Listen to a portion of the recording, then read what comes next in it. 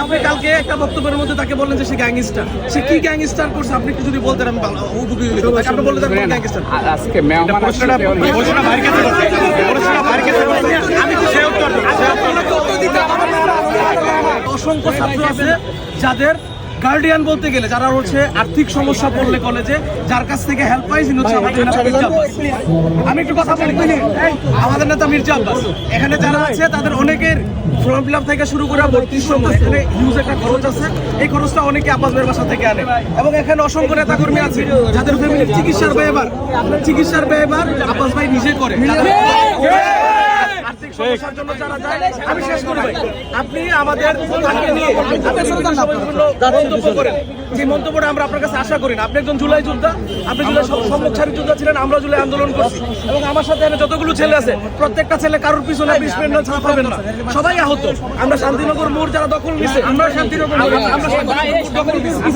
তো এখন আমার যে বিষয়টা হচ্ছে, আপনি কালকে একটা বক্তব্যের মধ্যে তাকে বললেন যে সে গ্যাংস্টার, সে কি গ্যাংস্টার করছে আপনি একটু যদি বলতেন আমি ভালো উপকৃত হতাম। আপনি বললেন যে গ্যাংস্টার আজকে মেহমান প্রশ্নটা বাইরে কাছে করতে প্রশ্নটা বাইরে কাছে করতে আমি কি সে উত্তর দিই।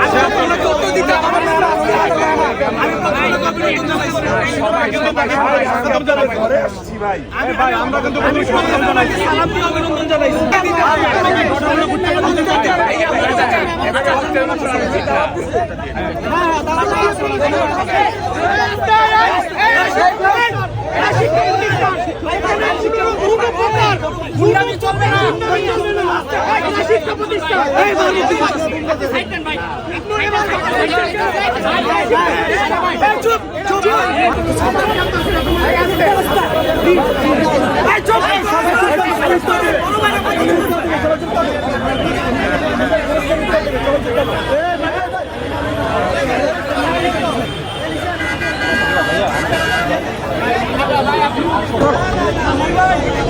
সবাই চুপ করলে ভালো হয়।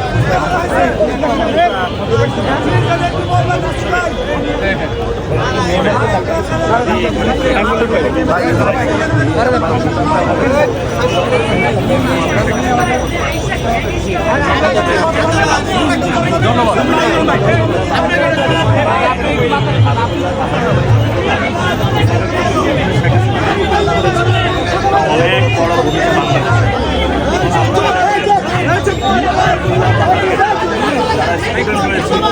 টিচার রয়েছে,